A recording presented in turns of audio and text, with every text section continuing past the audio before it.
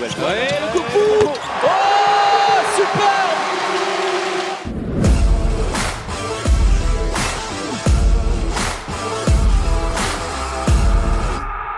Bonjour à tous, bienvenue dans le débrief. On est de retour après la trêve internationale avec un beau programme puisqu'on va parler de championnat bien sûr, des victoires, des défaites et des matchs nuls.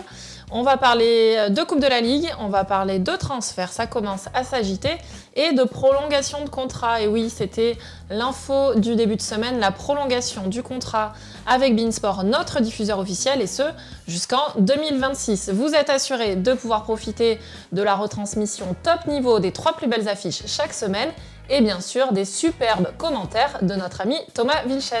La feinte. Et il n'y a que deux Maï qui fait la même chose. C'est Panic. Oh! Avant d'attaquer les résultats de week-end, petit mot sur les transferts, parce qu'en effet, ça commence à s'agiter du côté de Nantes notamment, avec le retour de Jorge Maqueda jusqu'en 2024. Mais on a aussi appris l'arrivée de Jérémy Toto, le Cristolien, jusqu'en 2025, et l'arrivée de Koldi Odriozola jusqu'en 2026. Du côté de Nantes, on se souvient que le coach Alberto Entrerrios, lui, a signé du côté de Limoges. À Limoges, il y a du changement aussi, du changement immédiat avec l'arrivée de Rasko Stefanovic au poste d'entraîneur en lieu et place de Tarik Ayatoun. Tarik Ayatoun qui, lui, signera dès la saison prochaine à Tremblay, c'est en Pro League. Tremblay qui, pour le coup, remplace immédiatement Joël Da Silva par Dragan Zovko. Voilà, vous savez tout. L'autre info de la semaine, c'était dès le lendemain, et oui, grosse semaine, avec les quarts de finale de la Coupe de la Ligue, que vous avez pu suivre avec nous en direct sur Twitch. On était en multiplex. D'ailleurs, si vous avez suivi le multiplex sur Twitch, n'hésitez pas à nous dire ce que vous en avez pensé en commentaire, parce que moi, personnellement, j'ai passé une très bonne soirée. Les 4 quarts de finale ont donné lieu aux 4 équipes qualifiées pour le Final Four, à noter Paris, Chambéry, Nantes et Montpellier. Difficile de rêver mieux comme plateau. Rendez-vous donc le 18 et 19 décembre au Final Four aux arènes de Metz. Et pour prendre son billet, rendez-vous sur billetterie.lnh.fr. Venons-en aux résultats du week-end avec la belle surprise. La perf, c'était dimanche, c'était la victoire de Aix à Montpellier pour le retour du MHB au FDI Stadium. L'entame de match catastrophique des Montpelliérains aura été fatale. Les Aixois ont mené tout le match et s'imposent finalement d'un but. Écoutez Karl Conan à la sortie du match, plutôt content, en toute humilité. On a vraiment été remarquable par notre lucidité, notre sérénité sur notre base du jeu qui est la défense.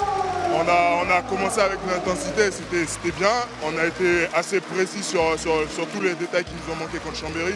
Donc on peut être fiers de cette victoire. Ouais. L'autre belle affiche qui se jouait sur les antennes de beIN Sport, c'était samedi soir, c'était le match entre Nîmes et Chambéry. Et là aussi, gros retournement de situation. Chambéry, qui menait largement à la pause, a complètement craqué en deuxième période. Et les Nîmois se sont imposés assez largement, 33-28. Écoutez les réactions, alors 2 réactions assez différentes. Celle d'un capitaine, Julien Robichon, plutôt content, qui a envie d'emmener toute son équipe avec lui, avec sa hargne et son franc-parler. Et celle d'un gardien de but plus mesuré et déjà concentré sur l'avenir. J'ai dit qu'on n'avait rien à perdre, qu'il fallait porter nos couilles, pardon pour le mot, mais voilà, qu'il fallait porter nos couilles ce soir et jouer tous ensemble. Et voilà, ça passerait par le combat. De toute façon, on allait regoûter à la victoire avec le combat et avec le cœur. C'est ce qu'on a fait ce soir, donc voilà, je suis fier des gars, je félicite tout le monde parce que même les mecs qui sont rentrés 3 minutes, il y en a qui ne sont pas rentrés. Tout le monde sur le banc se levait et c'est une grosse victoire collective. Aujourd'hui c'est une très belle victoire, mais on a été vraiment en réaction. Alors forcément quand tu gagnes, le plaisir il est là et que tout d'un coup tu retrouves le sourire. Mais il ne faut pas se tromper, le plaisir il est dans le travail, il est dans l'exigence, il est dans la précision de ce qu'on fait. Et quand on ne met pas ces ingrédients-là, on n'est pas capable de gagner un match. Dernier match à rebondissement, c'était l'affiche entre Cesson et Toulouse vendredi soir. Et là, Cesson menait largement à la mi-temps avant que les Toulousains reviennent en deuxième période complètement transformés. Toulouse qui restait sur une belle série avec des victoires face à Saint-Raphaël et face à Nîmes. Décroche finalement le point du match nul à Cesson. Cesson reste donc invaincu. Toulouse aurait pu l'emporter mais doit se satisfaire de ce point chèrement acquis sur les terres de Cesson. On écoute la réaction de Jeff Leitens qui nous raconte ce qui s'est passé à la mi-temps. Mais déjà, on a eu un petit coach qui était fâché dans le vestiaire. Ça nous a réveillés. je pense qu'on n'est pas du tout bien rentré dans cette partie et il fallait à nous qu'on avait un peu d'orgueil en deuxième mi-temps. On peut espérer une victoire, mais ça aurait été un hold-up. C'est ça, ils nous ont mis du très beau jeu en première mi-temps, donc je pense que c'est bien de s'y quitter sur un match nul pour les deux équipes. On découvre tout de suite les autres résultats de la journée avec les victoires de Dunkerque et de Limoges face aux promus et en haut du tableau, les victoires logiques de Paris, de Nantes et de Saint-Raphaël, tout en haut du classement. En Pro League, c'est simple, les 5 premiers au classement se sont imposés. Ivry reste en tête avec 3 longueurs d'avance et tout en bas du classement, la seule victoire est attribuée à Sarrebourg. Belle victoire sur les terres de Nice, victoire 27-24.